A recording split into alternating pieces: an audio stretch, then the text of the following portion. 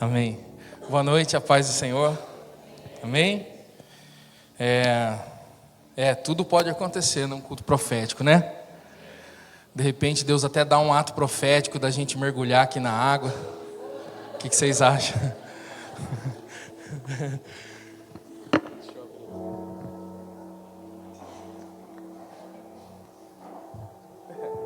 Tem aquecedora a piscina? Então não foi de Deus, não. Vai que Deus manda eu ir primeiro, né? Irmãos, estou muito feliz de estar aqui com vocês, passando esse frio juntinho com vocês. O ano passado estava frio também. Ano passado eu me lembro que eu estava sem jaqueta e desci do carro, falei, nossa, que frio que é esse? Parece que é outra cidade, né?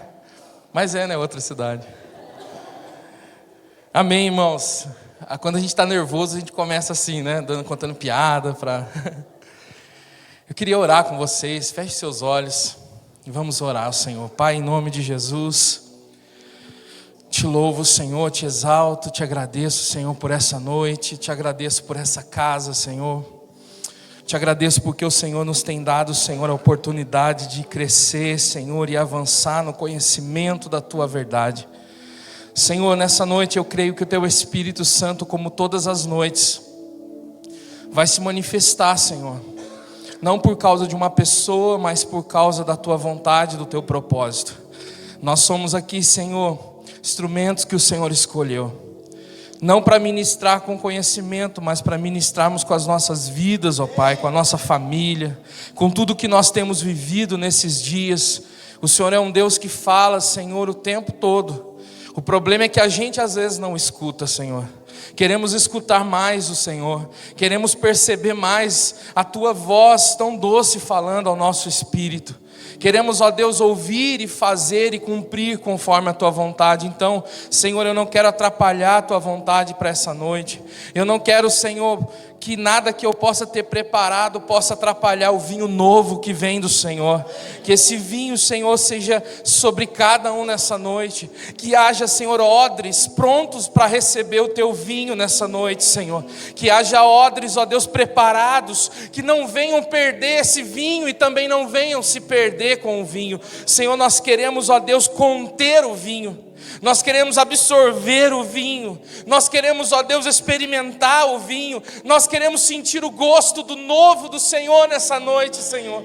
Não queremos, ó Pai, em nome de Jesus, continuar, Senhor, fazendo aquilo que o Senhor já não disse mais para fazer. Nós queremos fazer aquilo que vem do Senhor. Nós queremos cumprir a Tua vontade, Pai, através das nossas vidas, da nossa família, do nosso ministério, de tudo que o Senhor tem para nós. Em nome de Jesus, Pai. Amém e amém. Amém, irmãos? Glória a Deus. Como eu orei, o propósito do nosso coração é não atrapalhar Deus. Porque o vinho novo dele sempre vem. E o vinho sempre vem para ser contido, para ser retido, né? Como diz a palavra. Quando o odre não está preparado, tanto o vinho quanto o odre se perde. Nós precisamos desejar estar prontos como um odre novo, amém? E ser um odre novo depende da nossa disponibilidade de romper com o velho. Depende da nossa disponibilidade de querer romper com estruturas, às vezes, de pensamentos de anos da nossa vida. Sabe, a pior coisa que nos prende, irmãos, não são os problemas externos, mas são estruturas mentais que nos seguram, que nos limitam. Às vezes você pode achar que você está preso hoje por causa de algum problema que está acontecendo, alguma coisa, uma circunstância difícil. Não, isso não te prende. O que te prende é a limitação do seu pensamento. Se você entender isso, nada pode te aprisionar aqui fora. Amém? Ser livre dentro faz com que a gente não fique aprisionado aqui fora. Eu quero ler com vocês um texto da palavra que está em 1 Samuel, capítulo de número 19, versículo de número 20. Eu me lembro como se fosse hoje o culto que a gente teve aqui o ano passado, e foi um culto tremendo, e eu falei para o Senhor, Senhor, nós temos a cada dia amadurecido e caminhado nessa revelação do que é os 5 ministérios. Nós não estamos aqui como pessoas que veio aqui para ensinar porque sabemos mais. Não, nós viemos aqui impartir da porção que a gente já recebeu. Existe uma porção que já está sendo derramada sobre a vida de vocês. E eu estou aqui para compartilhar de uma porção que eu tenho, e de uma porção que é dada pelo Senhor. Não é uma porção que eu adquiri, porque eu estudei muito, porque eu busquei. Não, irmãos, é uma porção que veio de graça. E é algo que está disponível para você, para todos nós aqui, amém? Então, em 1 Samuel 19:20 está escrito e diz assim: então enviou Saul mensageiros para trazerem Davi, os quais viram um grupo de profetas profetizando. Repita, profetas profetizando. Amém. Onde estava Samuel, que lhes presidia, e o Espírito de Deus veio sobre os mensageiros de Saul, e também eles profetizaram. Amém? O texto diz que Saul envia mensageiros para ir atrás de Davi, para procurar, para saber onde ele estava.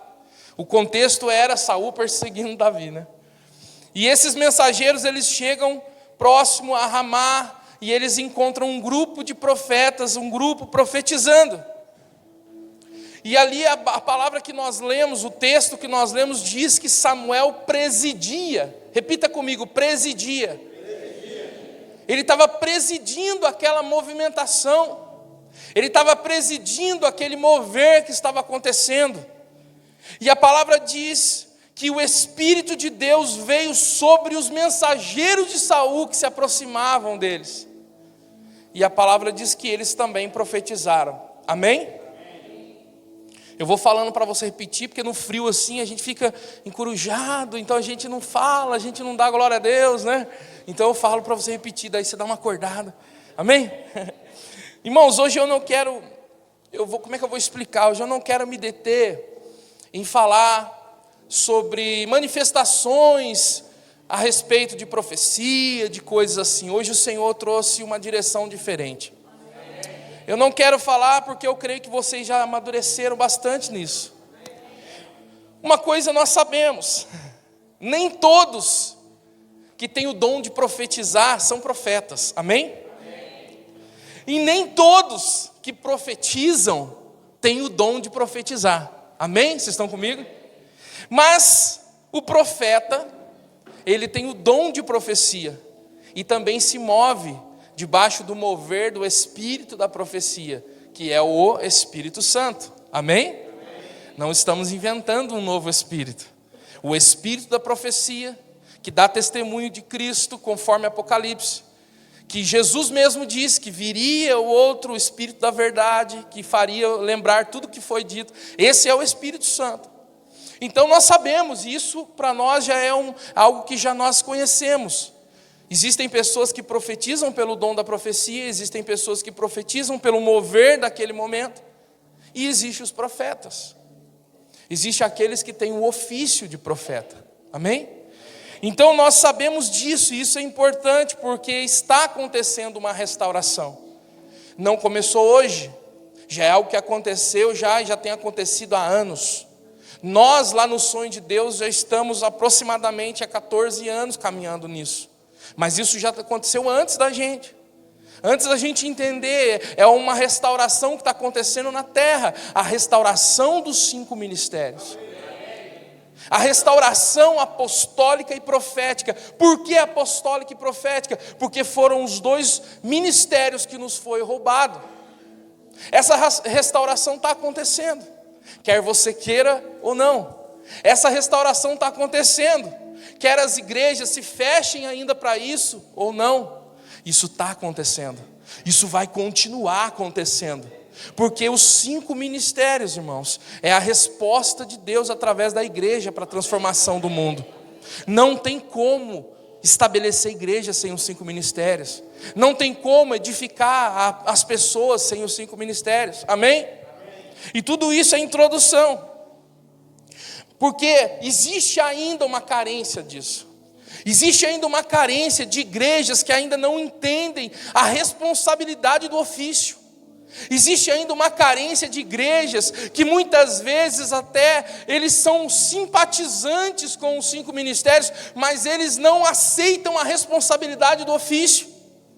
E muitas vezes a desculpa é: não, eu não preciso ser consagrado apóstolo, eu já me movo de forma apostólica. Não, eu não preciso ser consagrado e reconhecido como profeta, porque eu já me movo na profecia, eu já me movo no profético. Sabe, algumas pessoas ainda rejeitam isso. E entender essa restauração, entender que nós somos uma igreja, que precisamos assumir a responsabilidade do ofício. O ofício não é, irmãos, uma graduação. O ofício não é uma estrela a mais no seu peito. Não, o ofício é uma responsabilidade. E a gente precisa assumir essa responsabilidade. O ofício do profeta e o mover profético ainda é muito confundido. Ou seja, as igrejas ainda confundem o mover profético e o ofício do profeta. Ou seja, sobe alguém para ministrar e profetiza e faz ato profético, as pessoas já o intitulam como profeta. Irmãos, uma coisa é um mover, outra coisa é um ofício. Uma coisa é qualquer um aqui nessa noite, independente do seu chamado, receber uma palavra profética, ter uma visão e se mover num ambiente profético. E outra coisa é o ofício.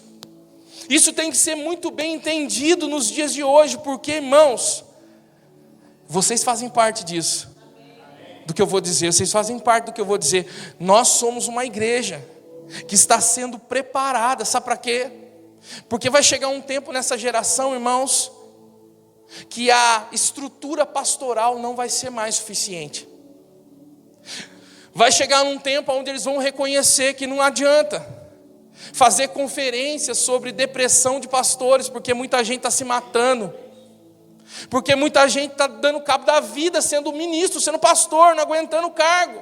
Não adianta pegar e criar clínica de descanso para pastor. Sabe, pegar esses pastores que estão sobrecarregados e mandar: não, vai passar um tempo no spa. Não adianta, vai chegar um momento, irmãos, que nós, como igreja apostólica, profética e que caminha nos 5 ministérios, vamos ser a resposta para pastores em depressão e querendo dar cabo das suas vidas. Por que eu falo que vai chegar um tempo?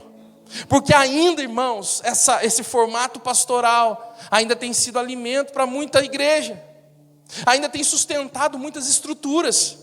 Existem ainda muitas estruturas que estão assim, basicamente nos ombros de pastores dedicados, pastores amorosos, pastores que dão a vida pela igreja, sim, mas que estão assim, carregando um peso nas costas que precisa ser compartilhado.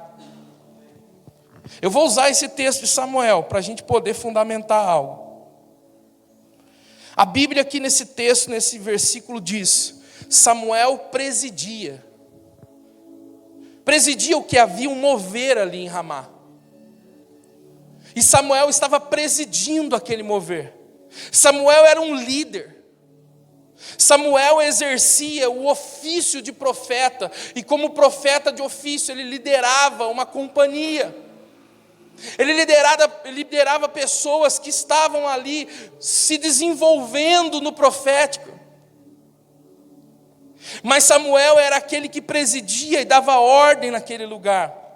O texto diz também que o Espírito de Deus, naquele mover, veio sobre os mensageiros de Saul. O Espírito de Deus, quando ele se move, o Espírito de Deus, quando ele se movimenta, ele produz algo, ele traz algo para aquele tempo, para aquele momento. Naquele instante, quando o Espírito veio, ele veio sobre os mensageiros de Saul e eles começaram a profetizar pelo Espírito. Mas nós sabemos que no antigo pacto, onde a promessa da descida do Espírito ainda não havia se cumprido, o Espírito cumpria aquilo. E acabando de profetizar, o Espírito voltava para Deus, porque o Espírito ainda não habitava nos homens. O Espírito ainda não estava habitando. Amém? Então, diz a palavra do Senhor que o Espírito veio. E ele derramou sobre aquele momento, sobre os mensageiros que também profetizavam, mas não habitou neles. Sabe, nós precisamos entender que existe uma grande diferença Uma grande diferença. Eu costumo dizer que nós precisamos aprender como igreja, e eu me incluo. Aprender como igreja para tudo, tratarmos a presença do Senhor como habitante, não mais como visitante. A gente precisa aprender como igreja, a gente precisa. Nós já estamos crescendo e aprendendo e recebendo porções do Senhor do novo pacto, desse novo vinho, dessa nova aliança que em Cristo foi estabelecida. Mas a gente precisa, sim, a gente precisa aprender a tratar Ele como um habitante, não como um visitante. Quando a gente entende isso, irmãos, de verdade, tudo na nossa vida tem que mudar. Porque lá Ele veio e se manifestou. Hoje Ele habita em nós, e isso faz toda a diferença na vida de alguém que quer ser profético, ou de alguém que de repente tem o ofício de profeta. Havia um mover, porém existia um que exercia um ofício sobre eles. Sabe o que significa a palavra ofício? Qualquer atividade de trabalho que requer técnica e habilidades específicas. O que significa ofício? Qualquer, como é que eu falei mesmo? Qualquer atividade que requer habilidade e técnica específica para aquilo. Isso significa ofício. Isso na nossa língua portuguesa, simples e comum e básica. E quais são as maiores habilidades de um profeta de ofício? Quais são as maiores habilidades que nós temos? Eu escrevi aqui, as maiores habilidades e técnicas de um profeta de ofício vêm de Cristo e são desenvolvidas. Repita comigo, desenvolvidas. Por isso que nós temos escola. As habilidades para um ofício são desenvolvidas. Quando se identifica o ofício de um profeta, quando se reconhece um profeta, porque o profeta, irmãos, diferente dos outros ministérios, ele não é ungido, ele é reconhecido. Quando se reconhece um profeta de ofício, inicia-se então um processo de desenvolvimento do seu ofício, do seu ministério. E essas maiores habilidades que provenientes são de Cristo e não da nossa natureza carnal adâmica. Sabe quais são as maiores habilidades?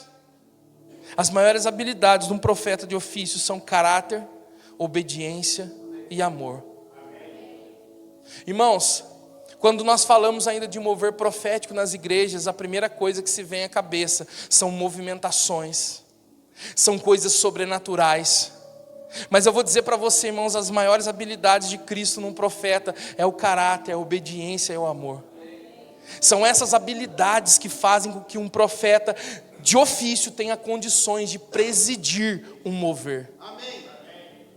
Porque não há governo sem caráter. Não há governo sem obediência.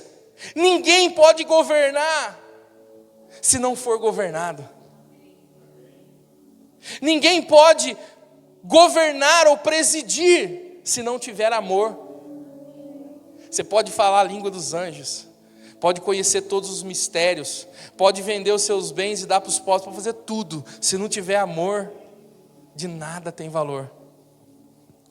Um profeta de ofício, irmãos, ele tem essas habilidades no seu ofício que não são deles, mas que são provenientes de Cristo. O caráter não é a nossa vida melhorada. Ser profeta de ofício não significa, não, eu tive a minha vida melhorada. Antes eu fumava maconha, agora não fumo mais. Antes eu ia para o bar, agora eu vou para a igreja. Não, não é isso, isso é mudança de hábito. Isso acontece num processo. Mas o que é transformado em nós é receber o caráter de Cristo. Porque mesmo que o meu caráter seja melhorado, arrumado, consertado, e muitas coisas dos meus hábitos mudem, se eu continuar vivendo no meu caráter e não for o caráter de Cristo, irmãos, eu não vou conseguir manifestar a vontade plena dele. Essas são as maiores habilidades do ofício de um profeta. Amém? Vocês estão comigo ainda? Eu estou quase sentindo calor para tirar a jaqueta, quase. Deixa eu te dizer uma coisa muito importante. Quando não há ofício, escute o que eu vou dizer, isso é sério. Quando não há ofício, um espírito contrário se move, chamado Jezabel. Quando não há ofício, um espírito contrário se move, chamado Jezabel. Irmãos, de verdade, quando não há ofício, quando não há alguém que presida, quando não há alguém que governe, quando não há alguém que tenha um ofício para o tal, o espírito de Jezabel se move de uma forma muito eficaz, muito escondida. Estou procurando palavras para dizer. É um espírito que se mistura, meu irmão. O espírito de Jezabel é algo tão tenebroso, é algo tão sério nos dias de hoje, que é um espírito que se mistura no meio e no mover profético, no meio da igreja. É um espírito que ele consegue produzir tanta manipulação e tanta imitação, que ele entra dentro das casas, das igrejas, das congregações. Jezabel atua de várias maneiras, mas a sua maior especialidade é a manipulação e a imitação. Jezabel consegue, através da sua manipulação e da sua imitação, fazer com que pessoas que tenham dons, pessoas que foram presenteadas com dons, dom de profecia, aqui falando do mover profético, consigam, sabe o que? Fazer uso desse dom para poder destruir o corpo de Cristo. Sabe, conseguem pegar aquilo que é mais puro, que é a revelação que Deus entrega a nós, como uma responsabilidade de transmitir essa revelação. Jezabel consegue pegar essa revelação e transformar em algo impuro. Que isso, profeta? É verdade, irmãos. Uma profecia contaminada mata. Uma palavra de revelação que não está debaixo de um governo mata. E irmãos, é idêntico. Sabe aquela coisa, não, mas aquele irmão, ele é de Deus, olha que palavra, olha que revelação, sabe? Muitas vezes já é algo contaminado. Porque se uma mosca cai no perfume do perfumista, já se estraga todo o perfume. Sabe, nós precisamos entender a importância do ofício do profeta. Em Apocalipse 2:20, não precisa abrir, está escrito e diz assim: tenho porém contra ti, que toleras essa mulher Jezabel, que a si mesma se declara profetiza, não somente ensine, mas ainda seduz os meus servos a praticarem a prostituição e comerem coisas sacrificadas a ídolos. Essa palavra, irmão, foi direcionada à igreja de Tiatira, aonde eles não perceberam que esse espírito jezabélico entrou, e esse espírito entrou com uma forma profética dentro da igreja, e esse espírito entrou de uma forma profética dentro da igreja, porque Jezabel sabe imitar um mover profético. Eu vou dizer mais, irmão, presta atenção no que eu vou dizer, para você achar que é heresia. O diabo, meu irmão, ele sabe muito bem o que é o mover profético. Ele usa demais. Ele sabe o poder que tem quando uma palavra é proferida por um pai sobre a vida de um filho. E muitas vezes, quando um pai aponta o dedo para o seu filho, com a autoridade que tem de pai, e movido, inspirado por Satanás, ele declara sobre a vida do seu filho, que seu filho não é nada, você não é nada, você não vai chegar a lugar algum. Satanás está fazendo uso, sabe do quê? Do profético de Deus, para liberar uma palavra de destruição, uma condenação. E eu vou dizer uma coisa para você, irmãos: quando uma palavra é proferida por uma autoridade, mesmo que inspirada por Satanás, essa palavra, ela vai produzir uma movimentação. Eu costumo dizer que a única coisa que quebra uma palavra de maldição é uma palavra de bênção. Amém. Nós fomos chamados por Deus para identificar Jezabel. Nós fomos chamados por Deus para tirar, irmãos, do nosso meio toda a contaminação. Olha que interessante. Essa Jezabel que introduziu dentro da igreja de Tiatira, ela mesma se declarava profetisa. Eu vou tirar a blusa. Esquentou mesmo. Cuidado, cair a blusa pesada. Amém. ela se declarava profetisa, e não somente isso, ela também estava ensinando, e seduzia os servos a praticarem prostituição e comerem coisas sacrificadas a ídolos. Irmão, todo lugar que não há um governo, que não há alguém que presida, que não há ofício, Jezabel toma o lugar. E ela se faz passar por uma autoridade para poder presidir. E ela começa a liberar da sua doutrina.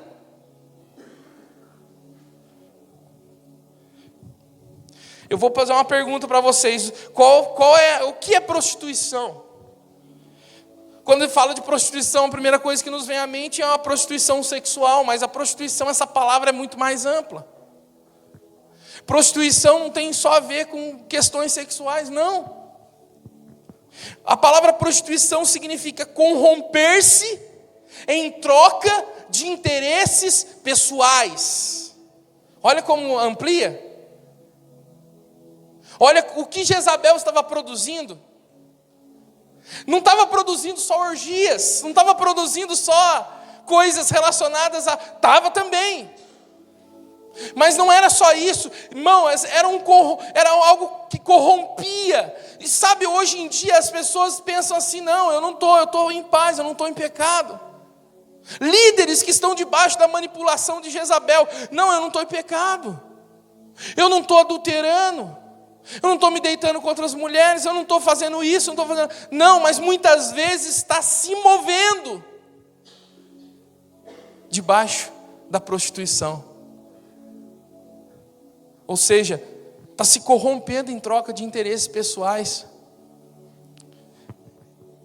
Essa é uma das coisas que Jezabel produz quando não há ofício. Sabe, irmãos, nós evangélicos temos uma história. Pelo menos aqui no Brasil, não sei se todos conhecem, mas nós temos uma história. Igrejas centenárias que foram aos campos missionários, que pagaram preço com as suas vidas.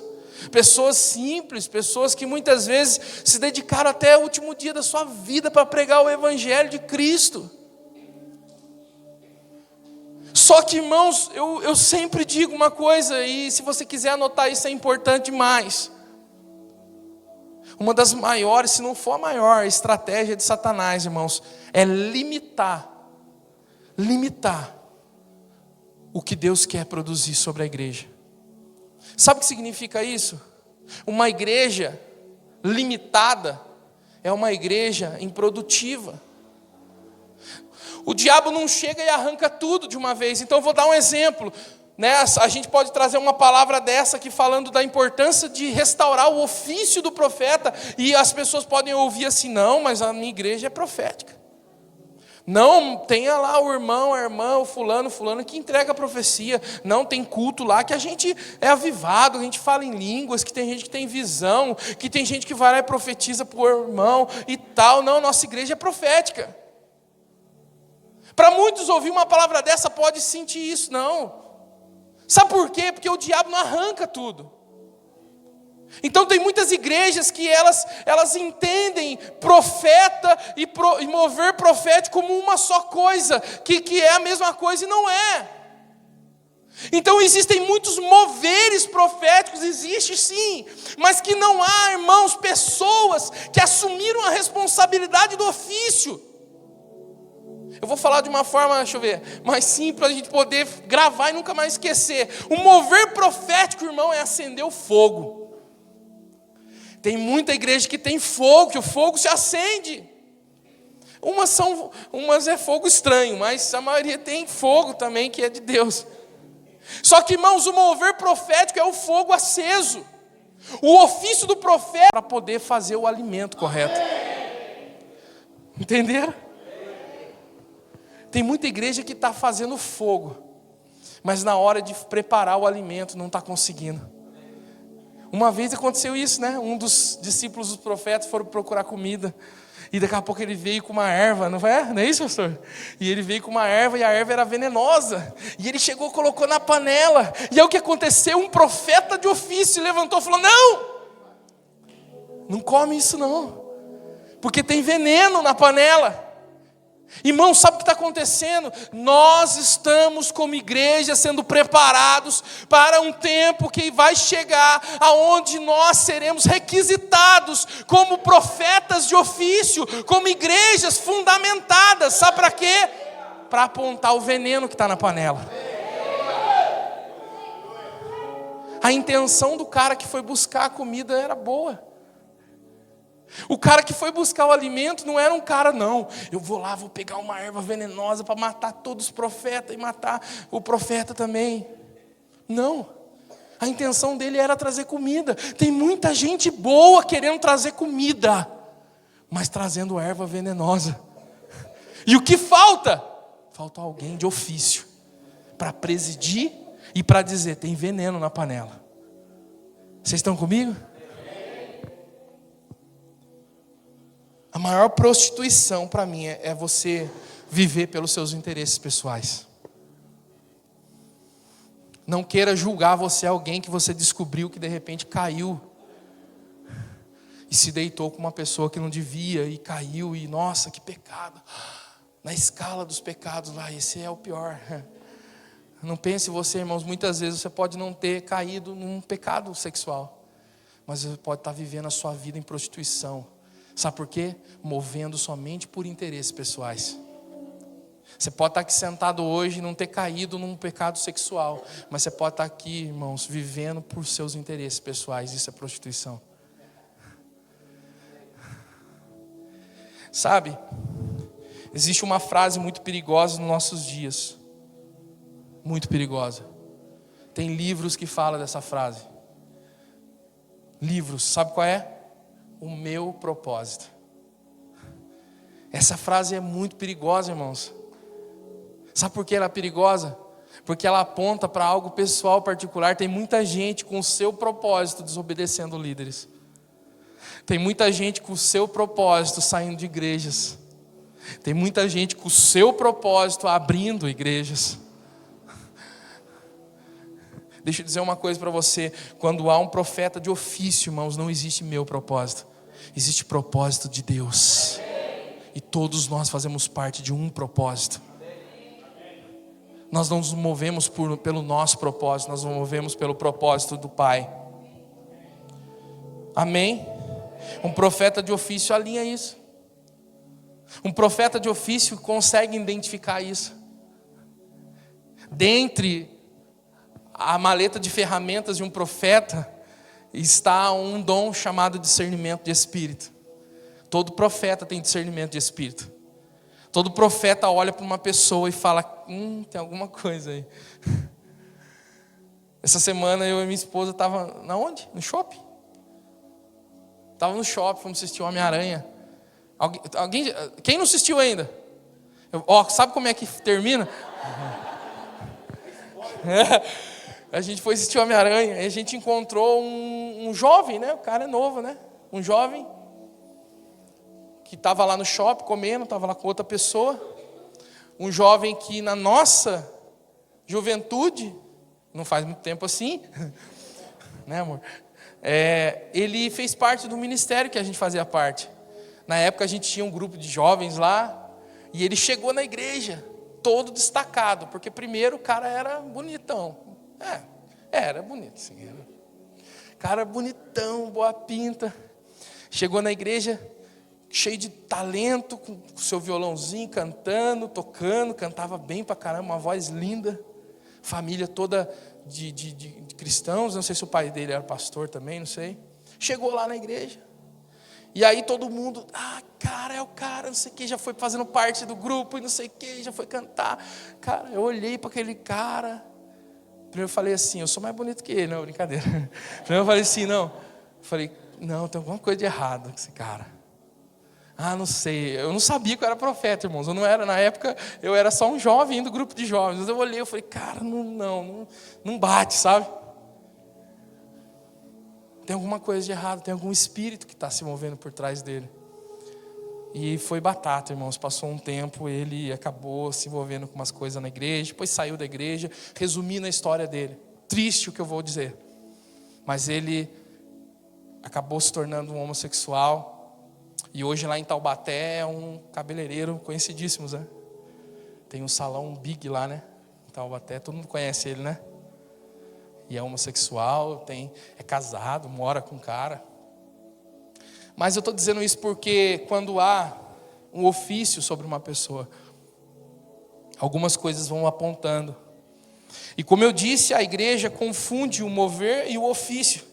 E sabe o que acontece, irmãos, quando se confunde mover com ofício? Gera muito misticismo religioso. Repita comigo, misticismo religioso.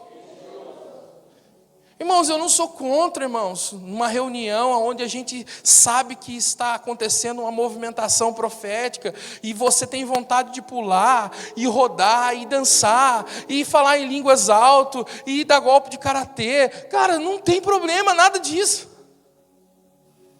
Não tem, de verdade. Mas isso não significa, irmãos, todas essas expressões externas não significa que há um mover. E também a ausência dessas movimentações também não significa que não há um mover. Nós podemos iniciar o culto nessa noite e terminar com todo mundo aí prestando atenção. A gente fazer uma oração simples no final, sem um barulho maior. E não pode dizer, não teve um mover, não. Sabe por quê? Porque o maior mover profético, irmãos, acontece dentro de nós. Não existe maior mover, de verdade. Cara, eu estou cansado da minha vida de ver pessoas que pulam, dá pirueta e fala que está no mover, mas a vida da pessoa não muda. O caráter não é impactado por Cristo. O misticismo religioso, irmão, ainda impera, meu irmão, fortemente na nossa igreja. E quando eu falo nossa igreja, eu estou falando da igreja do Senhor, porque nós somos na mesma igreja.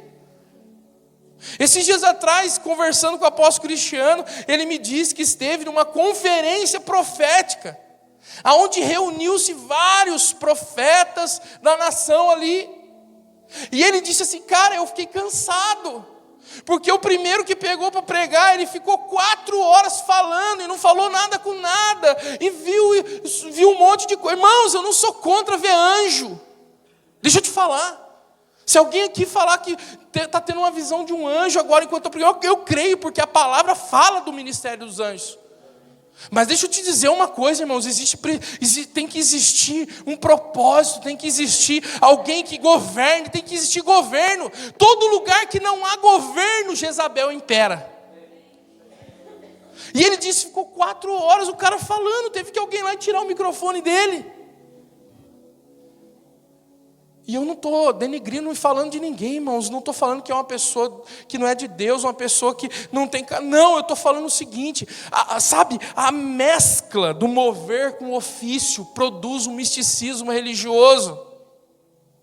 Sabe o que as pessoas pensam ainda quando alguém me apresenta na igreja? Quando apresenta, porque a maioria das vezes me apresenta como pastor. E eu não tenho problema nenhum.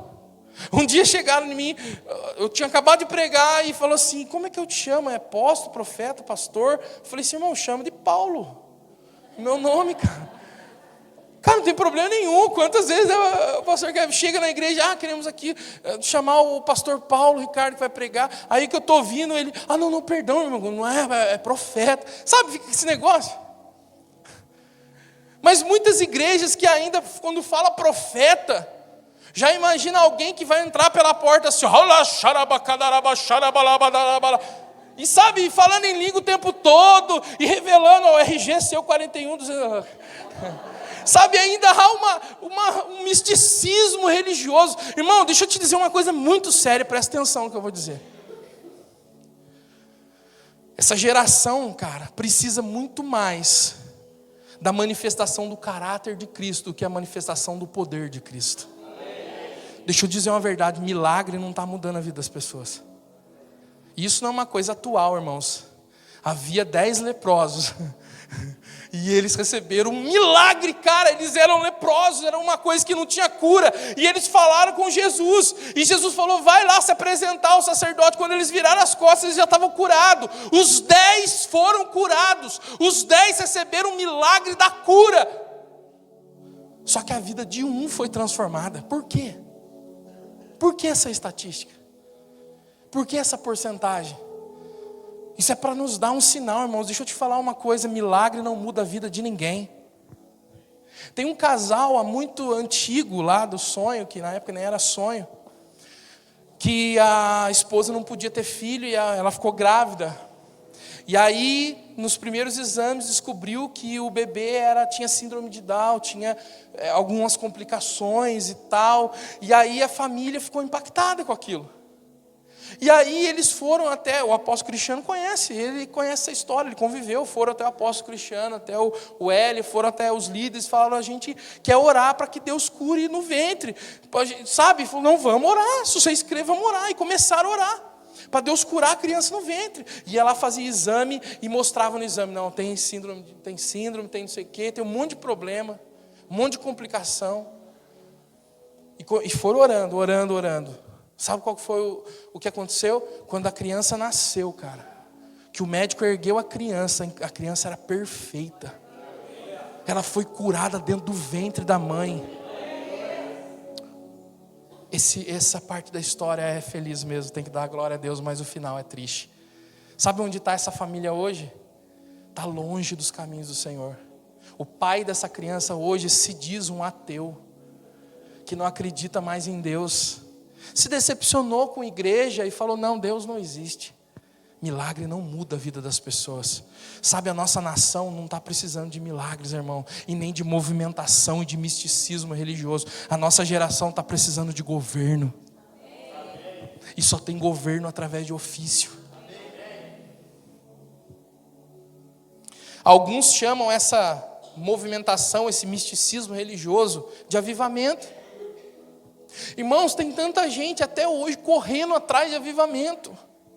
Esses dias eu ouvi um falando, não, porque eu fiquei sabendo que lá na cidade tal de Itália, não sei lá onde o nome da cidade, está tendo a unção de Timóteo e está um mover lá e eu vou lá. E quem dizer, irmãos, aqueles que saem daqui para poder ir para Jerusalém, porque lá é a terra santa, cara. Sabe onde é a terra santa? É onde habita o santo dos santos. Pega o seu dedo de profeta aí, eu quero que você aponte comigo para a terra santa. Faz assim, ó. Olha onde é a terra santa. Irmão, você quer ir para Jerusalém conhecer a história bíblica? Você quer? Eu não estou matando o sonho de ninguém. Quem sabe um dia Deus me leve para lá para conhecer. Mas de verdade, irmãos, eu vou pisar lá como eu piso aqui. Ah, mas Jesus pisou nessa terra e nesse monte. Cara, Jesus está dentro de mim, cara. Eu vou me preocupar com a terra que Jesus pisou, com o sepulcro que Ele deitou. Ele mora dentro de mim. Ele mora dentro de mim. Aleluia. Quer conhecer? Vai passear, vai conhecer, um passeio. Lá deve ser muito bonito. Só que, irmãos, a gente precisa entender o que é de fato avivamento. Irmãos, hoje os líderes estão buscando isso.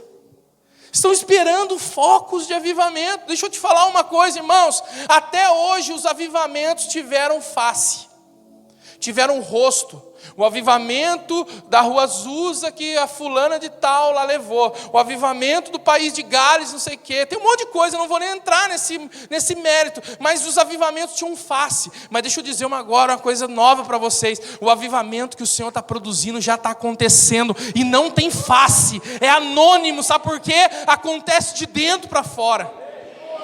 Está acontecendo. Está acontecendo. A gente precisa aprender o que é avivamento. Avivamento não é um mover isolado e passageiro, não. Avivamento, irmãos, não é uma movimentação que acontece, não. Avivamento é muito mais do que isso. Avivamento no hebraico fala o seguinte: preservar. Repita comigo, avivamento é preservar. Olha o que diz mais, diz que avivamento é manter vivo. Repita, avivamento é manter vivo. Repita de novo, avivamento é purificar, corrigir e livrar do mal. Olha o que a língua hebraica fala de avivamento. Avivamento não é uma vigília que tem lá em São José, lá no canto, lá do bairro tal, tem uma vigília lá, irmão do céu. Tem uma vigília lá que é fogo puro. E um monte então, irmão, tem um monte aqui atrás em São José que cai até graveto do céu, irmão do céu. Não estou falando contra quem já viu, irmão. Eu nunca vi na minha vida. Eu sou, acho que o único profeta que nunca viu cair graveto do céu. Até minha mãe já viu. Só que é triste, cara, porque às vezes a pessoa vê graveto pegando fogo, cara. Mas o fogo de dentro não queima. O fogo de dentro não consome o eu dela. Sabe, a pessoa vê graveto de fogo caindo, mas o verdadeiro fogo que já desceu do céu. Porque deixa eu te dar uma notícia aqui, irmãos. Não vai mais cair fogo do céu. Que isso, profeta? Aí já entra na escatologia, na teologia, na heresia. Não vai cair mais fogo do céu, porque o fogo de Deus que consome já caiu. Por isso que tem um dia que foi chamado dia de Pentecostes. O fogo de Deus já caiu. Não cai mais fogo do céu de Deus, só se for de outro Deus. O que adianta ver coisas, cara, e não mudar a vida, sabe? Falando assim, parece que eu sou o cara mais cético, que não acredita em nada. Não, cara, eu acredito em manifestações de acordo com o propósito de Deus. Se Ele quiser, Ele vai fazer, cara. Mas eu não acredito mais que isso é um parâmetro, ou que isso defina alguma coisa, não. Eu queria muito chegar aqui, antes de começar a pregar, já falar assim, olha, eu vi um anjo descendo, está ali na porta, na escada ali, ó. Um anjo com uma espada. Eu não vi nada, cara. Eu não vi, cara. E eu falei para Deus, já falei, Deus, eu sou profeta. Se o Senhor quiser um dia mostrar um anjinho aí, quem sabe, né? Eu chego na igreja, o Senhor mostra um anjinho fortão, cabelão de fogo, coisa desse tipo, e de repente eu falo, e a igreja, nossa, cara, nossa. E ele está ali, irmãos, eu não vejo nada, cara. Eu não vejo nada, mas uma coisa eu vejo o verdadeiro fogo mudando a vida das pessoas. Eu vejo a transformação na vida das pessoas. No grego, a palavra avivar significa reacender uma chama que se apaga aos poucos. Olha que lindo.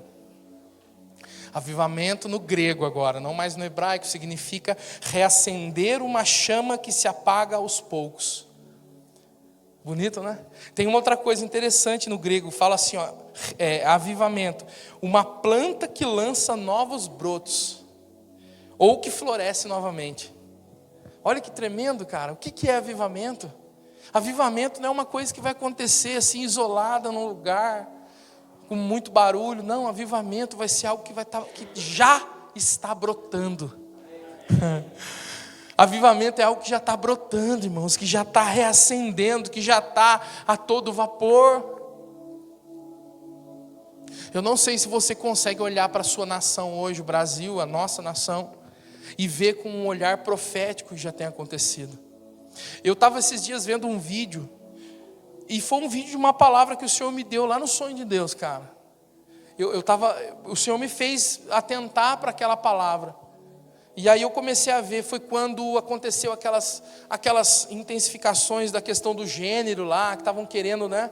E aí a Globo começou a bater pesado nisso, e teve até, não sei se alguém da Globo que falou, alguém que escreveu numa matéria, dizendo que nós éramos incômodos, né? Isso faz tempo já, acho que uns 2 anos atrás. Eu lembro que nesse meio termo o Senhor me deu uma palavra e eu ministrei isso, lá atrás. E eu estava ouvindo aquela palavra. E eu lembro que ali durante a palavra o Senhor foi ministrando algumas coisas no meu coração, com base na palavra de Davi. E o Senhor falava que o Senhor ia fazer com que nós, igreja, seríamos como Davi. Que nós íamos contra um gigante que tem muita influência, poder. mas que como igreja do Senhor, escolhida como Davi foi, nós iríamos contra essas potestades e a gente ia somente com 5 pedras. E que uma delas ia alcançar a fronte daquele gigante e ia derrubar. E o detalhe é que Davi foi lá e tomou da mão do gigante a sua maior arma. E lá, naquele dia eu profetizei e eu disse que a igreja ia tomar a maior arma desse gigante. Qual é a maior arma dessas redes, irmãos? A maior arma é a influência. E eu disse naquela pregação que nós como igreja íamos tomar a influência. E que com a influência nas mãos, que é a arma mais poderosa do gigante, nós cortaríamos a cabeça. O que significa cortar a cabeça? Tirar o governo. Irmãos, nós estamos vivendo um tempo onde um presidente, e eu não estou falando aqui, idolatrando o presidente, irmãos, aqui eu não vou nem entrar nesse mérito, mas eu estou falando que nós estamos vivendo um tempo em que um presidente da nação foi colocado lá, através, sabe do quê? Através de redes celulares. A grande mídia não conseguiu colocar alguém lá dentro, como sempre fez todo ano, porque quem conhece um pouco do sistema sabe que é assim que funciona. Sabe o que eu estou dizendo? Eu estou dizendo que o Senhor vai colocando palavras no nosso coração, no nosso espírito como igreja, e nós falaremos coisas que vai acontecer. Porque o ofício, o profeta de ofício, ele consegue, como um estilista, ditar aquilo que vai vir, uma tendência. E o Senhor me fez olhar para aquilo. E pode ser que, irmãos, naquele tempo e até hoje, essa mensagem no YouTube nem foi vista por muita gente. Mas uma coisa eu tenho certeza, irmãos, nós estamos sendo preparados para que a nossa voz, ela seja através da voz de Deus, ela seja ouvida nos 4 cantos da terra. Hoje você pode achar assim, não, eu sou um ministro lá da igreja de São José, dessa casa paterna aqui em São José, e ninguém conhece a minha voz. Mas, irmãos, não deixe de abrir a sua boca, sabe por quê? Porque uma coisa que Deus colocar nos seus lábios hoje, vai poder indicar uma transformação do amanhã, e pode ser que hoje ninguém te conheça. Essa pregação minha não foi para a mídia falando, nossa, o profeta de Taubaté disse que a Rede Globo ia cair diante e que um governo ia ser trocado. Ninguém falou isso, cara. E eu não estou me importando com isso. O que eu estou entendendo é o seguinte: Deus está colocando palavras proféticas nos nossos lábios. Você é um canal de Deus. Amém? Que horas são, pastor? Não tem relógio? Deixa eu te dizer uma coisa importantíssima sobre avivamento. Quando alguém chega a Cristo, ele chega à salvação. Deixa eu te contar uma coisa muito legal. Cristo, Jesus, não trouxe a salvação. Ele é a salvação. É uma coisa diferente. Ele é a salvação. Ele, a vida dele.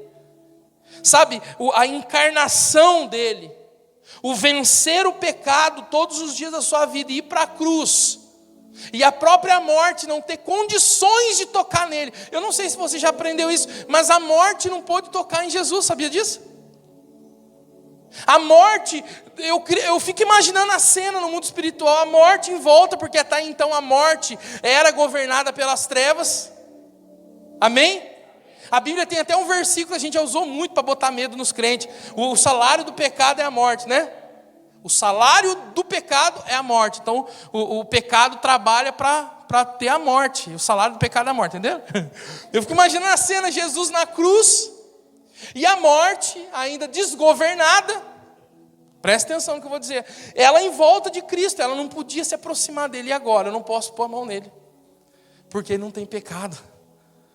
Como é que eu vou exercer algo sobre ele? Ele não tem pecado, a morte ficava em volta, não podia. E Jesus, vendo aquela situação, o que Jesus faz? Ele fala: Pai, está consumado, eu entrego a ti o meu espírito. Jesus se entregou. Depois, eu não sei se foi Paulo, me ajuda aí os teólogos, os mestres. Depois Paulo escreve: morte, aonde está o teu aguilhão? Porque a morte não pôde tocar em Jesus. Porque Jesus não teve pecado. Porque a vida de Jesus foi a salvação. Jesus não trouxe, Jesus é a salvação, Ele foi a salvação. E a morte não pôde tocar nele, ele teve que entregar o Espírito. E aí sabe o que aconteceu? Quando ele entrega o Espírito, a Bíblia diz que ele desce lá, na mansão dos mortos, lá no inferno, onde que você quer pôr o nome que você quiser. Ele desceu lá, no Hades, no Seol, sei lá, ó os mestres. Ele desceu lá. E quando ele desceu lá, irmão, o que ele foi fazer? Ele foi exercer o seu ofício. Porque o ofício traz governo. E ele chegou no inferno e disse assim: aonde está a chave da morte? E aí, eu fico imaginando a cena, eu gosto de conjecturar. Satanás vindo tremendo. Tá aqui, ó. Aí dá a chave da morte para ele. E aí o que ele fala? Satanás vira, vai saindo de mansinho assim, né? Que nem um cachorrinho com o rabo na perna. Vai saindo de mansinho. Jesus fala: não, pode voltar. Cadê a chave do inferno também? Porque a Bíblia diz em Apocalipse, quando Jesus se apresentou para João, na visão de João na ilha de Patmos, ele disse para João assim: eu tenho nas mãos a chave do inferno e da morte. Ele teve que entregar. Jesus foi lá com um ofício para poder governar, para exercer governo, e ele tomou as chaves da morte e do inferno. Ele é a salvação. 1 Timóteo 2,3, abra aí comigo, por favor. 1 Timóteo 2,3.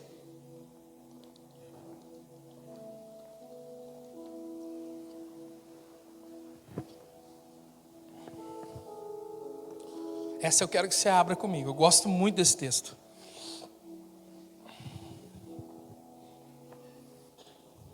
Meu Deus, será que eu estou chegando na metade? A Cíntia está ali, se ela só tiver muito, ela já vai mostrar assim para mim. 1 Timóteo 2,3 diz assim, ó: isto é bom e agradável diante de Deus nosso Salvador, o qual deseja que todas as pessoas sejam salvas. Ponto final. Amém? Está escrito só isso, né? Só isso está escrito? Caramba, a Bíblia está errada. Deixa eu ver se é isso mesmo. O qual deseja que todas as pessoas sejam salvas. Aleluia, acabou o versículo, glória a Deus. É só isso?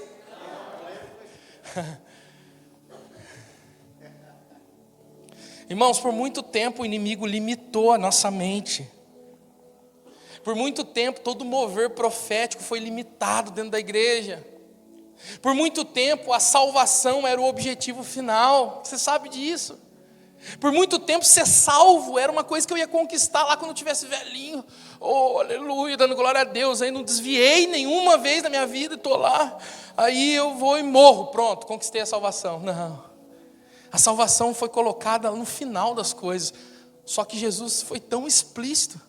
Ele falou: eu sou a porta. Ele estava dizendo: a salvação é a porta de entrada. Para quê, Jesus? Porque existe algo além, algo depois da salvação, cara. O que tem depois da salvação? Está escrito aqui, que todos cheguem ao pleno conhecimento da verdade. Quem é a verdade, irmãos? A salvação me faz entrar num processo. A salvação me faz adentrar num processo.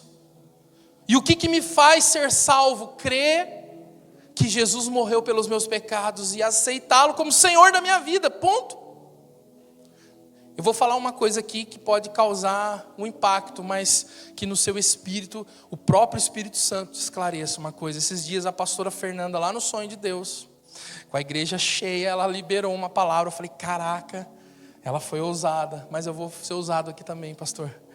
Ela disse assim: uma mulher hoje, prostituta, pode entrar na igreja, aceitar Jesus de todo o seu coração e reconhecer Ele como o Senhor da sua vida. Hoje, ela é salva. E se ela sair amanhã ou depois e voltar para a prostituição, ela vai continuar sendo salva.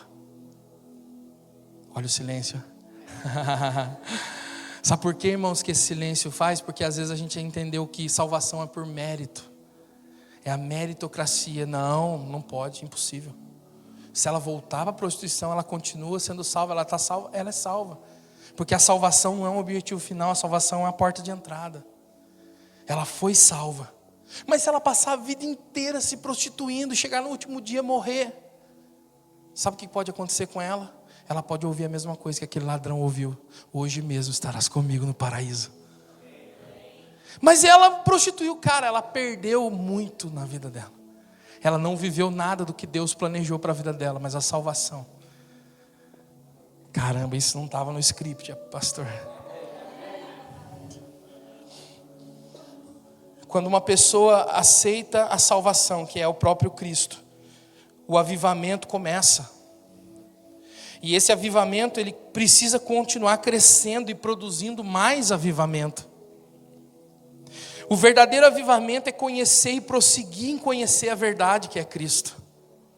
É impossível haver avivamento sem transformação. Eu vou repetir isso: é impossível haver avivamento sem transformação. Irmãos, deixa eu fazer uma pergunta para vocês aqui, uma pergunta de profeta.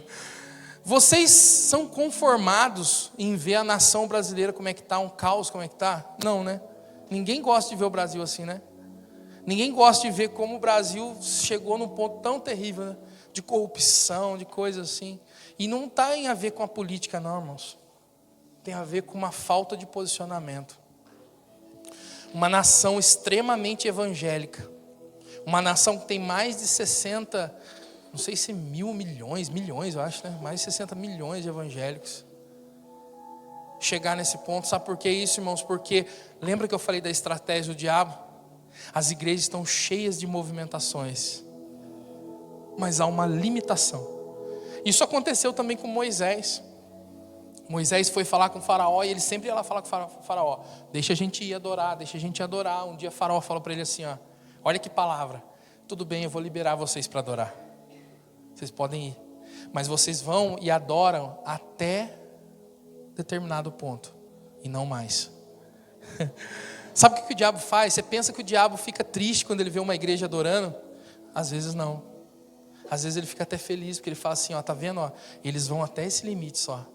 Daqui para frente eles não conhecem. Daqui para frente eles não exercem nada. Eles adoram. Esses dias, foi semana retrasada que eu fui para o Rio? Ou passada?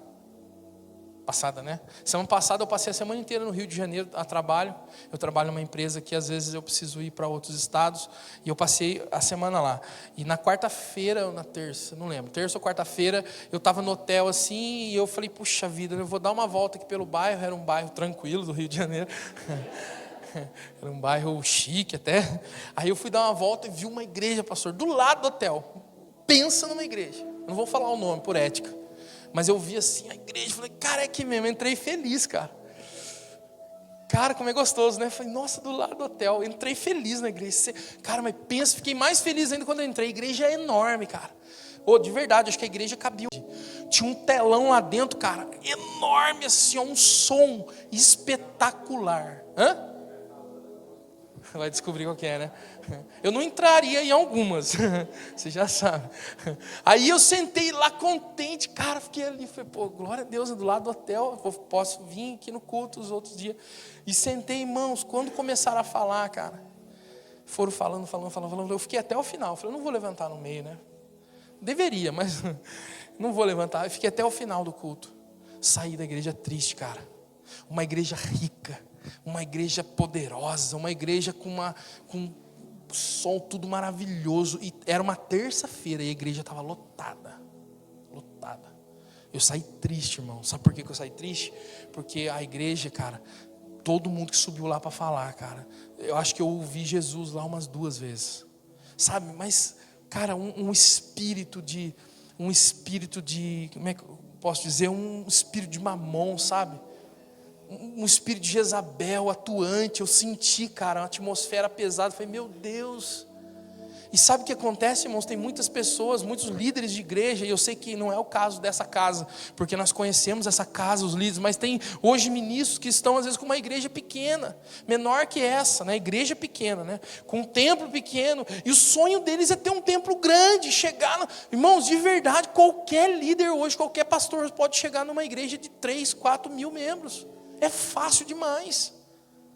Mas, cara, viver o verdadeiro avivamento, cara, viver mesmo o verdadeiro sentido da igreja é o que é outra coisa.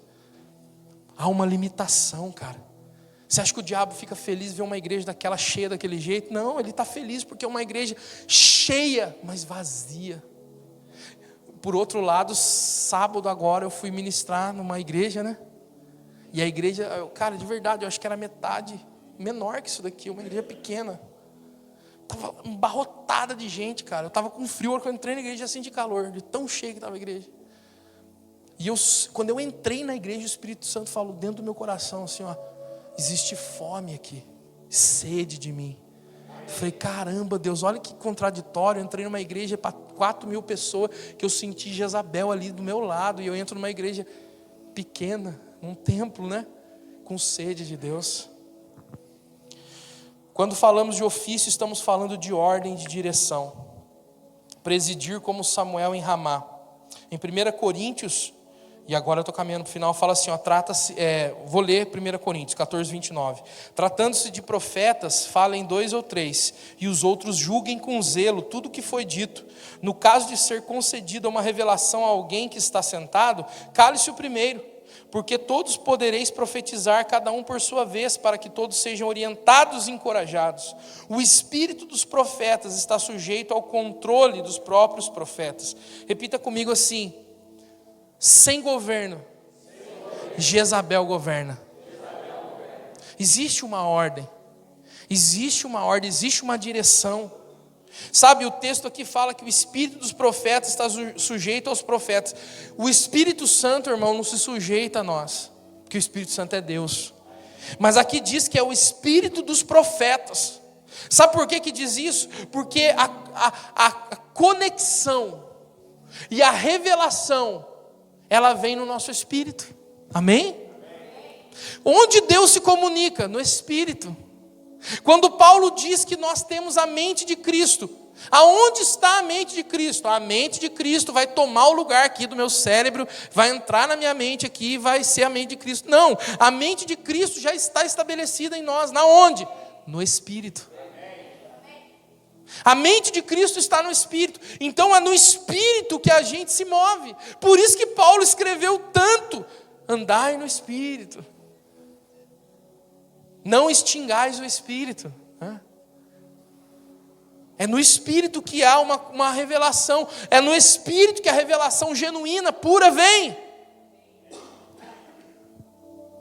Porque o maior princípio de governo, presta atenção, o maior princípio de governo, e quando eu falo de governo, eu estou falando de ofício. O maior princípio de governo, irmãos, não tem a ver com o exterior, tem a ver com o interior. Deus nunca criou o homem para governar outros homens. Aonde você nunca vai achar Deus falar isso na Bíblia? Quem tentou fazer isso foi aquele cara lá de Babel, Nimrod, que tentou escravizar. Foi ele que escravizou o primeiro homem, pôs algema nos primeiros homens. O primeiro homem foi ele que fez isso. Deus nunca falou para o homem governar sobre o homem. Na realidade, o maior princípio de governo é o governo de si mesmo. Para mim, uma das conversas mais sobre governo que existe foi quando Deus foi falar com Caim. Caim que matou Abel, né? Foi falar com Caim. E ele disse para Caim assim: Caim, por que decaiu o teu semblante? Se você proceder bem, você vai ser aceito, cara. Não fica assim, chateadinho. Cara, ó, eu já estou vendo aí dentro. Deus vê dentro, né? Já estou vendo aí dentro. O pecado já está à porta. Por quê? Porque Caim já tinha maquinado que ia matar o irmão, já estava dentro dele. E aí Deus, cara, olha a conversa de Deus, cara. Deus na maior humildade, né, mano? Deus chegou na humildade, falou: pô, Caim, estou vendo aí, cara, se você fazer direitinho, vai dar tudo certo. Olha a humildade de Deus. Deus falou: só que o seguinte, o pecado já está às portas, já está aí. E aí Deus, cara, Deus, o todo soberano, que criou os céus e a terra, vira para Caim e fala assim: mas a ti cumpre dominá-lo. Deus ali estava falando assim: o governo está sobre você já, eu já te entreguei. Mas qual é o maior governo, Deus? É eu governar sobre as nações, é eu ser o líder, presidente do ministério, AADD, não sei o quê. Não, cara, o maior governo, Caim, é você governar sobre você mesmo. Você está com vontade de matar seu irmão, não está? Mas você pode governar isso, porque essa vontade está na tua alma. Essa vontade brotou de algo que está fora do lugar. É só governar. Isso continua até hoje nas nossas vidas. O maior princípio de governo, irmãos, está relacionado a nós governarmos a nossa alma, ou seja, as nossas percepções naturais. Quando a gente fala de ofício, a gente está falando de governo, e não só de uma movimentação. Não, porque Deus falou comigo agora, eu tenho que entregar agora. Quem disse, cara? Governa. Não, porque eu sou profeta de Deus, e roda, né, e fala em língua, e dá pirueta para trás, e fala, não, tem que ser agora. Que tem que ser agora, cara? Movimentação sem governo, meu irmão, é um prato feito para Jezabel. Todo mover precisa de uma voz ativa de governo para alinhar e direcionar. Quando na descida do Pentecoste houve o quê? Um mover. Houve um mover. Começaram a profetizar em línguas que eles não conheciam. Tinha muita gente lá, porque na festa sempre aglomerava muita gente de muitos lugares, e eles profetizavam em outras línguas, e profetizavam também e falavam em línguas de fogo também, como está escrito, e era um mover poderoso. E como que terminou o mover? Terminou assim, 2,14. E aconteceu que, colocando-se em pé, juntamente com os 11, Pedro tomou a palavra. Em alta voz começou a pregar, a falar. O mover de Pentecoste teve que ter uma palavra, teve que ter um governo, alguém que a presidisse. Porque todo mover precisa ter direcionamento, cara. Não existe isso não, porque quando o Espírito Santo quer, ele bagunça tudo. Cara, até a bagunça do Espírito Santo tem governo. Sei que eu posso falar bagunça do Espírito Santo. Vocês estão comigo ainda? Amém? Eu sei que vocês estão cansados, mas está acabando. O ofício do profeta está ligado a fundamentar e edificar. Efésios 2,20, vou ler rapidinho. Edificado sobre o fundamento dos apóstolos, profetas, sendo o próprio Cristo Jesus a principal pedra angular desse alicerce.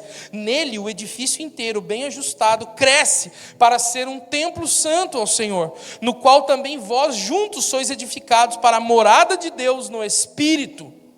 Edificados sobre o fundamento de quem? Apóstolos e profetas.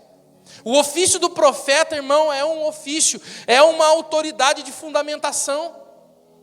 E faz com que haja edificação. O mover acende o fogo, eu já falei isso, né? Mas o ofício coloca as panelas certas para servir o alimento. Os profetas, preste atenção agora, os profetas do antigo pacto desenvolveram o ofício de apontamento. Presta atenção, grava isso dentro de você. Os profetas, qual a diferença? Os profetas do antigo pacto tinham um ofício de apontamento. Apontamento. Em 1 Pedro, eu vou ler para vocês e fundamentar isso, diz: foi exatamente a respeito dessa salvação que os profetas indagaram e examinaram. Olha que interessante, os quais, quem? Os profetas, profetizaram acerca da graça a vós outros destinada, buscando conhecer o tempo e as circunstâncias mais oportunas indicadas pelo Espírito de Cristo que neles estava, ao comunicar-lhes de antemão os sofrimentos que Cristo haveria de passar e as glórias que se seguiriam daquelas aflições. A eles, olha, presta atenção agora, a eles foi predito, amém? Vocês entendem essa palavra? Foi predito que estavam ministrando não para si próprios, mas sim para vós, quando profetizaram as verdades que agora vos foram anunciadas por intermédio daquele que vos prega o Evangelho, mediante o Espírito Santo enviado dos céus.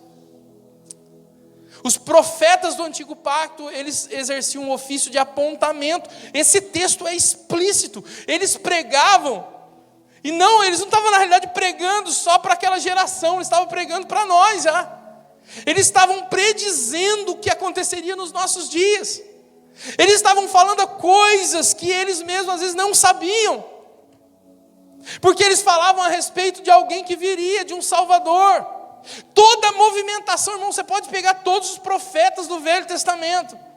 Você vai ver que toda a movimentação deles apontava para Cristo. Todas elas. Porque era o ofício deles.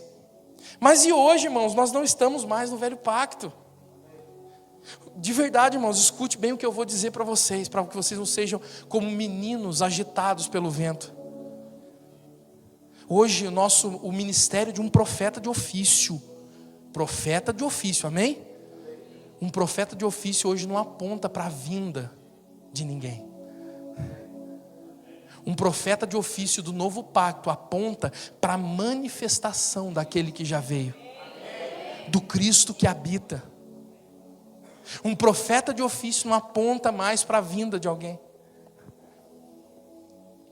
Eu vou ler aqui para vocês, Efésios 3:4 diz assim, ó: assim, quando ledes, podeis perceber o meu entendimento sobre o mistério de Cristo. Paulo falando isso aos irmãos de Éfeso. Esse mistério não foi dado a conhecer as pessoas de outras gerações, mas agora foi revelada pelo Espírito aos santos apóstolos e profetas de Deus. O mistério do profeta do novo pacto é manifestar, é apontar para a manifestação do mistério de Cristo. O maior mistério oculto das gerações, irmãos, foi Cristo. O mistério não é a salvação, o mistério é Cristo.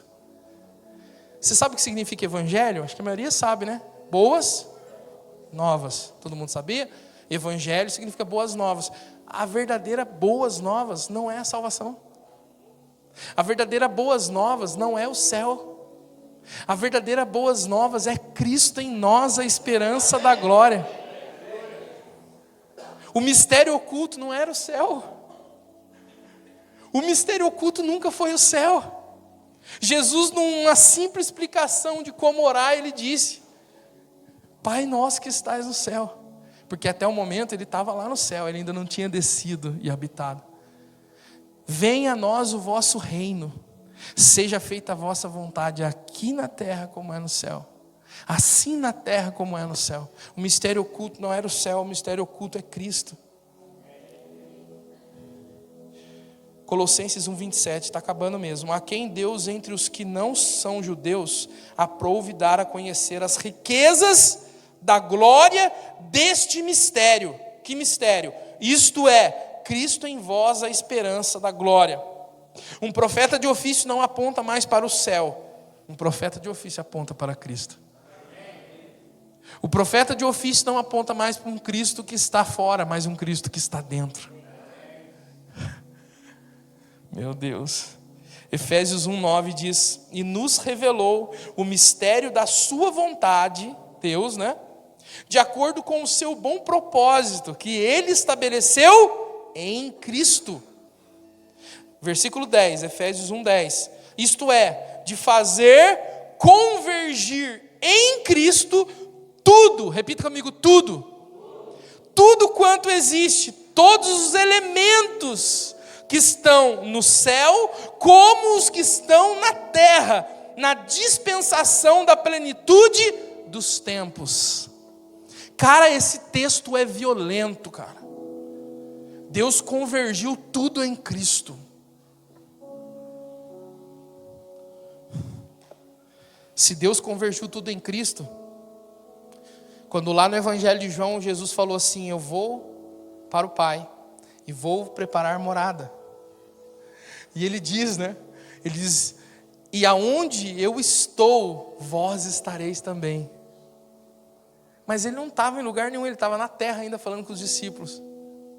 Cara, de verdade, irmãos, em 2007, se eu não me engano, eu já estava louco, pirado da cabeça, sendo perseguido, sendo proibido de pregar no culto de domingo, algumas coisas já. E eu lembro que num culto de domingo, na igreja lotada que eu fazia parte, eu liberei e falei assim: irmãos, o céu não é um lugar para onde a gente vai, o céu é um lugar que veio morar dentro de nós. Porque o céu não é um ambiente, o céu é uma pessoa. O profeta de ofício tem hoje o papel de apontar a posição da esposa, ou seja, da igreja. Repita comigo: a igreja é a esposa. Nós não somos mais noiva, irmãos. Porque noiva não pode ter intimidade com o marido. Ah, mas e as bodas do cordeiro? Já aconteceram. O casamento aconteceu na cruz. E as bodas aconteceu no dia do Pentecostes. Porque as bodas do Cordeiro foi quando o Espírito penetrou o nosso espírito. Um casamento carnal, quando um homem e uma mulher se tornam uma só carne, é quando há um ato sexual. Um homem penetra sua esposa de acordo com a natureza e se torna uma só carne. Isso é casamento. Por isso que hoje as pessoas não podem ter relações antes da oficialização do casamento, porque o casamento é o ato sexual. Quando alguém tem um ato sexual com uma pessoa, ela está se casando com aquela pessoa. Então o homem e a mulher se tornam uma só carne através disso. Amém? Vocês entenderam, né? E quando que isso acontece?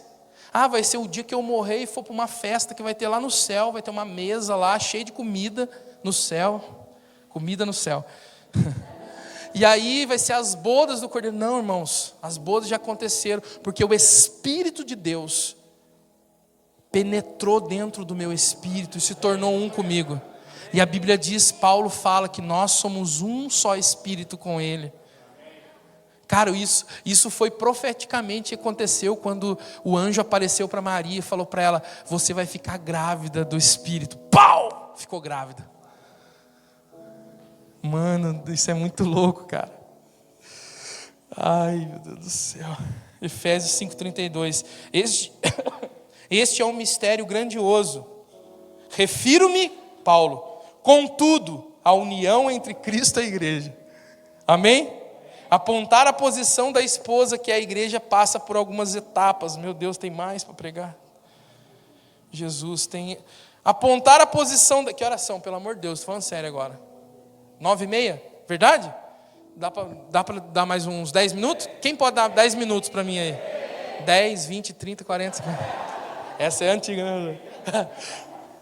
Isso aí eu aprendi no seminário de teologia, na matéria de homilética. Então vamos lá, apontar a posição para a esposa, que é a igreja. Cara, voltando um pouquinho, as pessoas acreditam que, né, o casamento vai ser consumado numa esfera de céu, né? Porque uma vez conversando com um teólogo, amigo meu, ele falou assim: mas você acha que nós já somos a esposa? Eu falei: claro, cara, a gente já é um com ele. Ele falou: mas e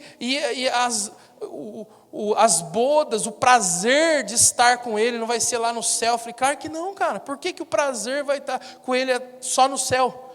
Eu já gosto desse prazer hoje aqui na terra, porque ele habita dentro de mim todo dia. Daí ele falou assim: não, mas... Eu falei: cara, e outra coisa que é errada que você pensa, que a teologia ensinou a gente errado.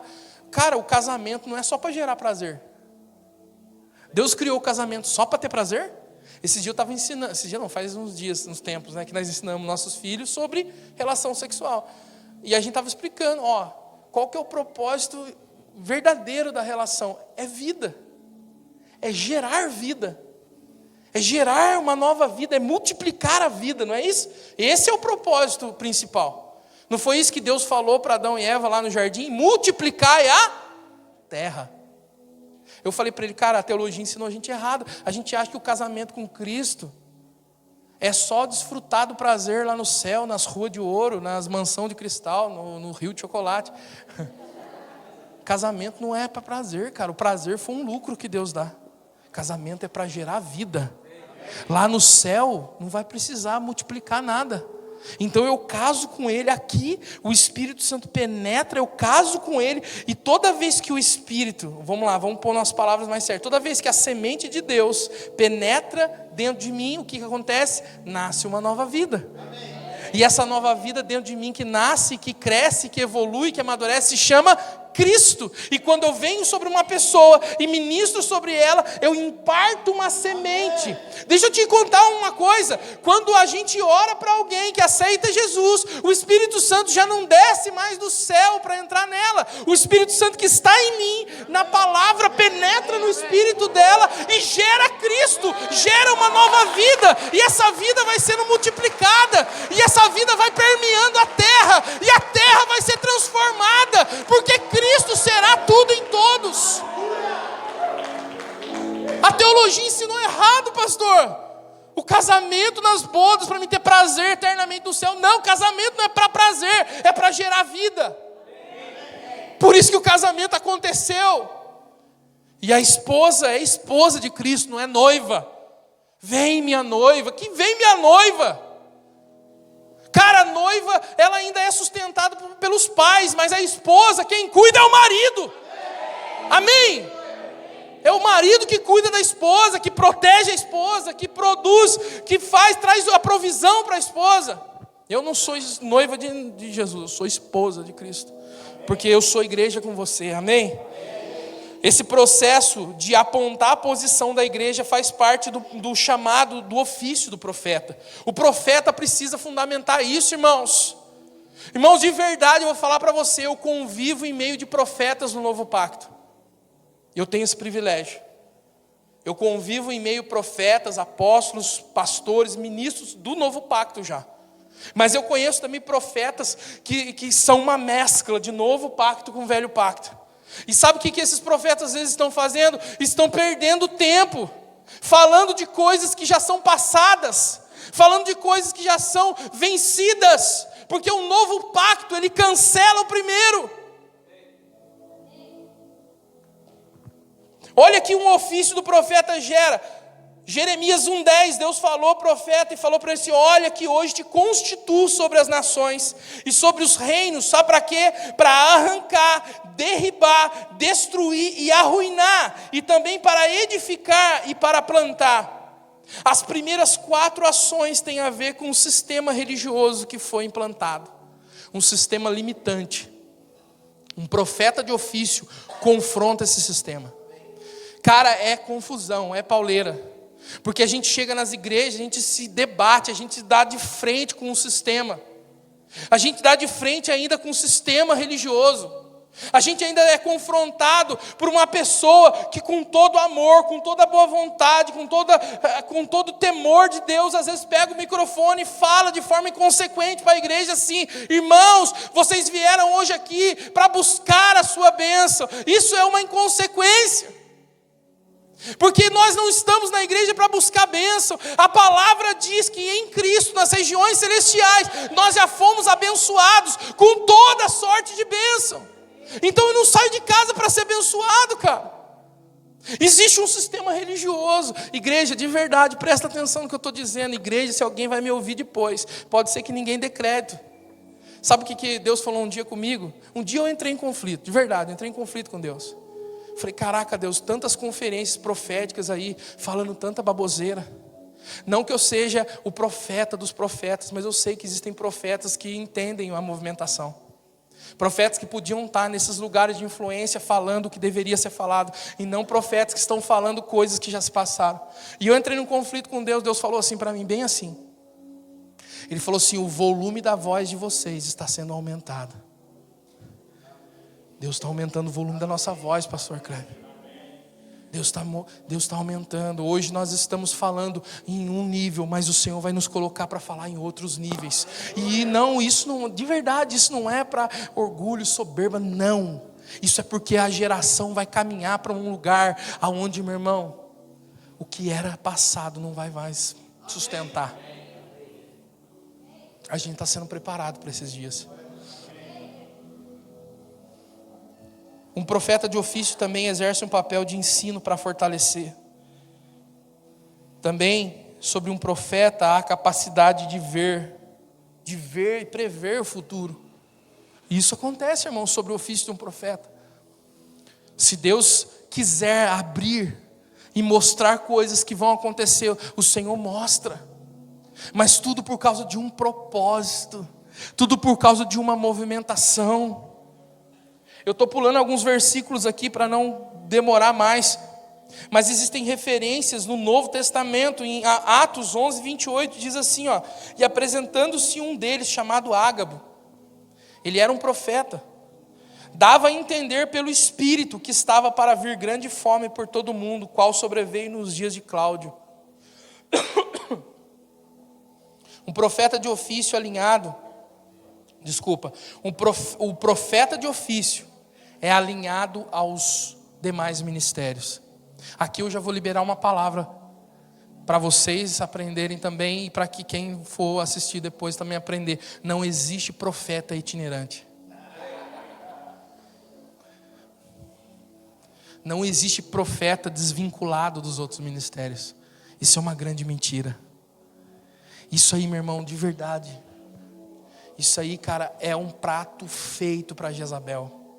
Profeta que não caminha com os outros ministérios é um profeta desgovernado. Porque o profeta também submete seu coração. Não, eu sou profeta. Eu não dou satisfação para ninguém. Mentira. Mentira do diabo. Mentira. O profeta, ele caminha com os outros ministérios. Não existe profeta itinerante. Não existe profeta. O profeta do novo pacto, preste atenção, o profeta do novo pacto, ele não caminha sozinho. Por quê? Porque o profeta com os outros ministérios, ele produz aquilo que Efésios 4:12 em diante fala. Eu vou ler. Com vistas ao aperfeiçoamento dos santos, diga aperfeiçoamento. Para o desempenho do seu serviço, diga desempenho. Para a edificação do corpo, diga edificação. Até que todos cheguemos à unidade da fé, diga unidade da fé. E do pleno conhecimento do Filho, diga pleno conhecimento do Filho. De Deus, a perfeita varonilidade, à medida da estatura da plenitude de Cristo, para que não mais sejamos como meninos, agitados de um lado para o outro, levados ao redor por todo o vento de doutrina, pela artimanha dos homens, pela astúcia que induzem ao erro. Irmãos, o profeta do novo pacto, o profeta de ofício, ele não caminha sozinho, ele não é itinerante. Porque um profeta itinerante que caminha sozinho, preste atenção, ele não produz aperfeiçoamento dos santos. Ele não produz um desempenho para o serviço e nem a edificação do corpo de Cristo. E muito menos a unidade da fé. Não produz pleno conhecimento do Filho e nem a medida da estatura de Cristo. E por último, não produz amadurecimento. Por muito tempo, os profetas eram aqueles pregadores itinerantes que vinham pregar nas conferências, nas cruzadas evangelísticas, cruzadas de fé. Até hoje ainda tem muito disso.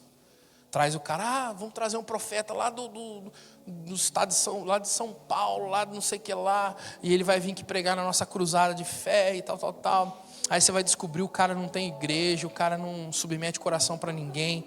Cara, esse tipo de manifestação não produz amadurecimento. Não existe amadurecimento se não houver a movimentação do ofício do profeta junto aos demais ministérios de ofício. Amém? É isso. Amém? Para finalizar, tem uma última frase aqui que eu não podia esquecer. Eu até bloqueei o iPad aqui. O profeta de ofício se submete a um presbitério. Nunca se esqueça disso. Um profeta de ofício sempre se submete a um presbitério. Uma vez eu recebi um telefonema de um irmão muito amado, gosto muito dele. E ele me perguntou algumas coisas sobre a movimentação profética. E ele falou da igreja dele. Você acha que eu devo fazer isso? Você acha que eu devo fazer aquilo, tal? A primeira coisa que eu perguntei para ele: você já fez essa pergunta para o seu líder? Porque de repente, o profeta lá do sonho de Deus ligou para mim: se eu fizer isso, está errado. Aí eu ia falar para ele, e ele ia começar a fazer lá, sem direção, sem submeter o coração dele. Nós fomos ministrar em 2000, não lembro, que a gente foi para Curitiba, lembra aquela vez com o apóstolo Hélio? Não lembro, uns 3 anos atrás. Fomos ministrar uma conferência Voz. Vocês já ouviram falar da conferência Voz? Conferência Voz é a conferência profética que a gente ministra. A gente foi ministrar em Curitiba, numa igreja lá. Foi muito tremendo. O apóstolo Hélio estavam os profetas lá, a Suzana estava. E a gente foi ministrar lá. E aí a gente, debaixo de um direcionamento, fizemos uma bagunça lá. E aí o que aconteceu? Passado um tempo, irmãos, a gente ficou sabendo que alguns líderes lá, que lá tinha tipo assim, uma equipe profética, que se encontrava na casa do líder profético, para fazer orações proféticas, fofocas proféticas, rebeldias proféticas. E aí o que aconteceu? A gente saiu de lá, estourou o negócio. aqueles líderes saíram da igreja.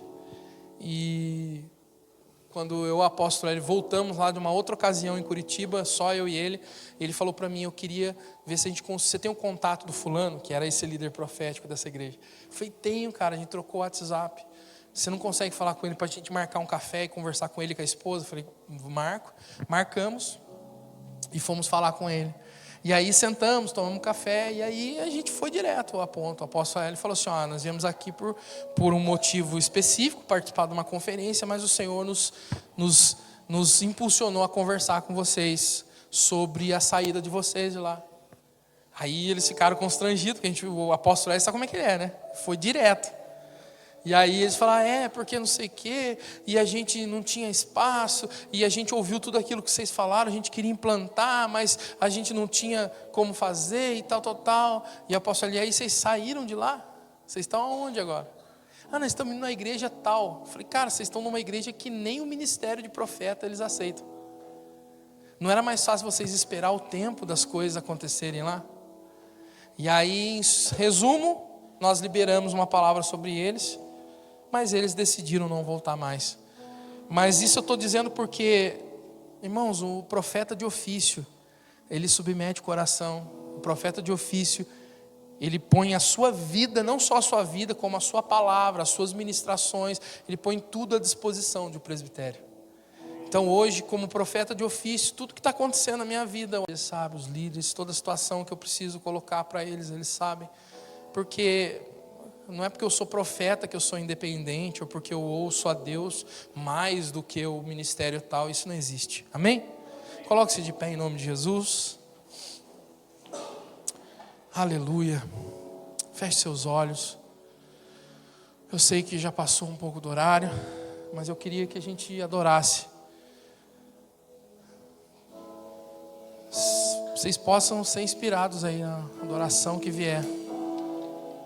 Feche seus olhos neste momento e adore ao Senhor. Perceba o que o Espírito está construindo sobre a vida de vocês. Não só hoje, mas todo esse tempo. Perceba o que já foi ministrado, o que está sendo colocado. Perceba no Espírito essa construção.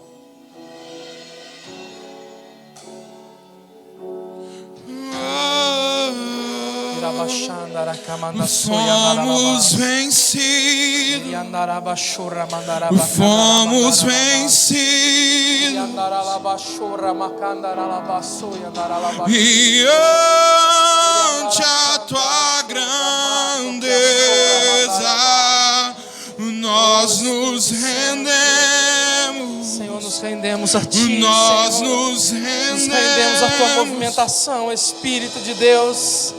E por seu grande amor, se renda, irmão, se renda a Ele, se renda à movimentação dEle, se renda ao querer dEle, se renda a sua voz, ouça-o. E ante a tua grandeza, eu libero sobre a sua vida uma ativação nessa noite. Receba uma ativação no seu espírito nessa noite. Receba um novo nível. Receba uma nova porção sobre o seu espírito. Eu libero agora visões. Eu libero agora discernimentos. Eu libero agora novas direções. Que o Senhor, o Espírito da profecia, tenha liberdade de se mover em nosso meio. Tenha liberdade de se mover dentro de nós. Eu libero agora novos níveis sobre a sua vida, novos níveis no seu interior, novos níveis, e por seu grande amor, fomos vencidos, novos níveis, uma nova porção liberada, nós nos rendemos,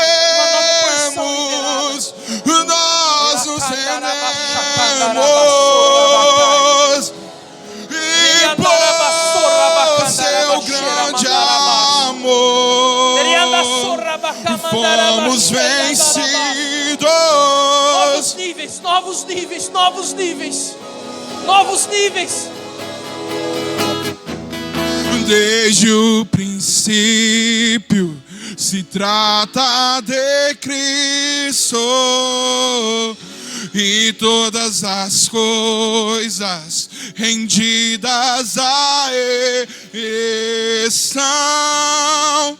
Ele é a última glória, Ele é o céu na terra, tudo se trata de Cristo. Desde o princípio se trata de Cristo, e todas as coisas rendidas a Ele são. Ele é a última glória, Ele é o céu na terra, tudo se trata de Cristo. Desde o princípio se trata de Cristo, e todas as coisas rendidas a Ele são. Ele é a última glória. Te adoramos, Senhor. O céu na Te adoramos, Senhor. Te adoramos, Senhor. Levante a sua mão direita assim, ó. Quero liberar uma palavra profética sobre vocês como casa. Hoje, aquilo que Deus tem falado de voz audível através de profecias e através de palavras no íntimo, parecem que estão distantes daquilo que vocês vivem. Mas o Senhor fala no meu espírito que há um aceleramento que já começou. E esse aceleramento impulsiona, não é um aceleramento de ansiedade, é um aceleramento de posicionamento. O Senhor está posicionando vocês como casa. O Senhor fala também no meu espírito de uma forma nítida que pessoas já procuraram, mas mais pessoas vão procurar. E essas pessoas vão procurar porque estão faltando a eles direção. Nitidamente. Eu me lembro até da conversa que a gente teve lá na igreja. Enquanto eu ministrava, o Senhor ia colocando, pontuando algumas coisas. Eu quero liberar isso sobre a vida de vocês. Uma casa de direcionamento. Uma casa que encontra pessoas perdidas pelo caminho. Uma casa como aquele samaritano que encontrou aquele viajante caído, machucado na estrada. Vocês são uma casa de acolhimento, uma casa que cura, uma casa que deita vinho, uma casa que deita óleo, uma casa que pega o ferido e coloca na sua cavalgadura.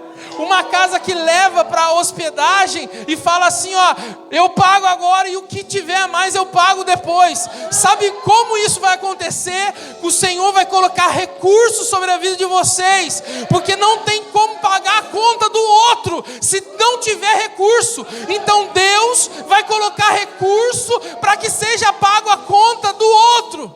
Amém? Guarde isso, e isso vai acontecer com vocês. Ah, vai ser na vida do pastor, do líder. Não, vai acontecer com vocês. Por isso, existe alguém hoje desempregado aqui. Tem alguém desempregado aqui? Levanta a mão. Alguém que está desempregado? Tem? Agora pode levantar o resto, todo mundo de novo. Por isso que quem está desempregado aqui, o Senhor manda dizer: e diante de você eu ponho uma porta aberta. E essa porta vai dar acesso a vocês a outro nível. E esse nível não vai ser mais prostituição, não vai ser mais pelo seu próprio interesse, porque essa casa vai crescer. E não vai ser um crescimento numérico somente, tá? Vai ser um crescimento em influência. Porque o Senhor precisa fundamentar igrejas nos 5 ministérios, no novo pacto, para poder pegar os feridos no caminho. O samaritano era aquele, pode baixar a mão, o samaritano era aquele desprezado. Mas foi ele que Jesus usou para demonstrar o que é amor. O samaritano é aquele que ninguém dava crédito, porque eles não tinham relacionamento, né?